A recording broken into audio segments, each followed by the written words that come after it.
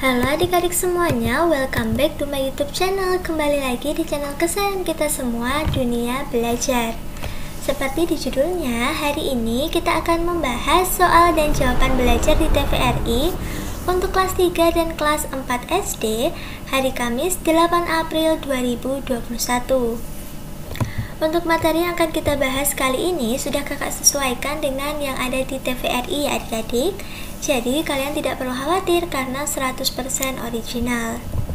Untuk materinya di kelas 3 berjudul Dari Kapas Selalu Menjadi Baju, dan di kelas 4 berjudul Yuk Mengenal Seni Budaya Indonesia. Kalau adik-adik semua penasaran dengan isi videonya, pastikan kalian semua sudah klik subscribe terlebih dahulu. Tekan juga tombol loncengnya agar tidak ketinggalan video-video baru berikutnya. Subscribe gratis kok adik-adik, jadi kalian tenang saja. Terima kasih bagi semua yang sudah subscribe. Langsung saja kita masuk ke materi kelas 3 terlebih dahulu. Untuk ringkasan materi kelas 3 hari ini adalah Hari Kartini sudah dekat.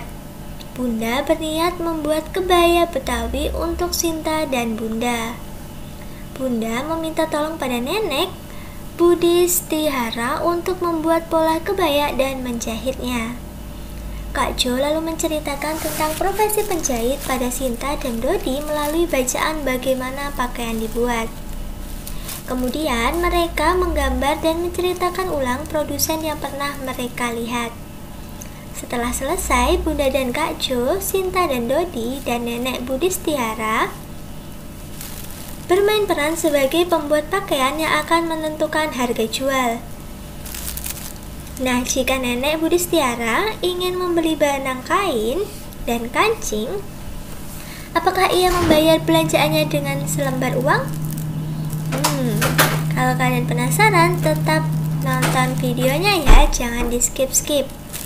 Untuk muatan dan materi pembelajaran tidak perlu ditulis ya adik-adik, langsung saja kalian bisa menulis soal dan jawabannya. Untuk soal dan jawabannya pertama yaitu apakah baju selalu terbuat dari kapas?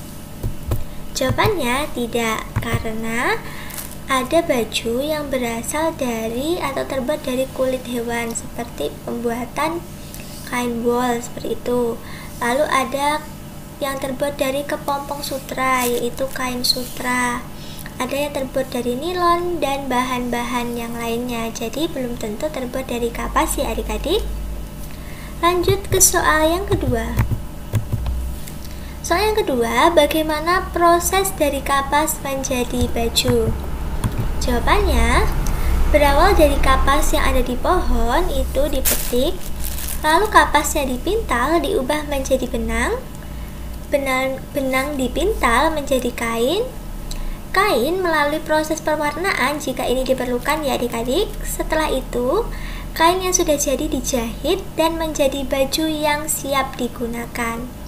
Itulah proses berubahnya kapas menjadi bahan atau barang siap digunakan, yaitu baju. Untuk kelas 3, untuk soal dan materi cukup sampai sini dulu ya. Sekarang kakak masuk ke materi kelas 4. Untuk ringkasan materi kelas 4 di episode 66 kali ini adalah Vivi sedang asik berlatih tari adat Jawa Barat, yaitu tari jaipong.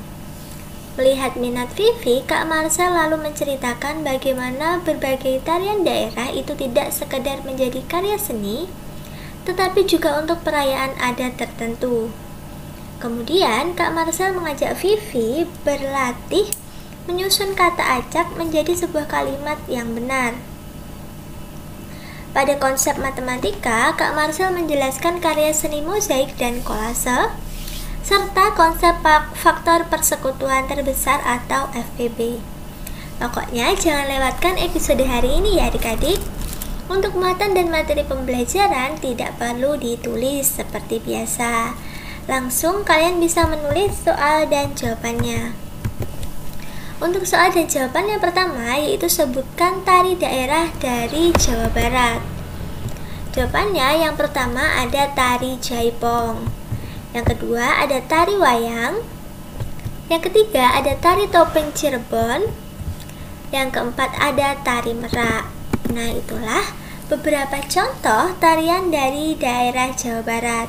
Kalau kalian tahu yang lainnya, bisa ditulis di buku catatan kalian atau bisa ditulis di kolom komentar ya adik-adik, agar yang lain bisa mendapatkan informasi baru dari kalian.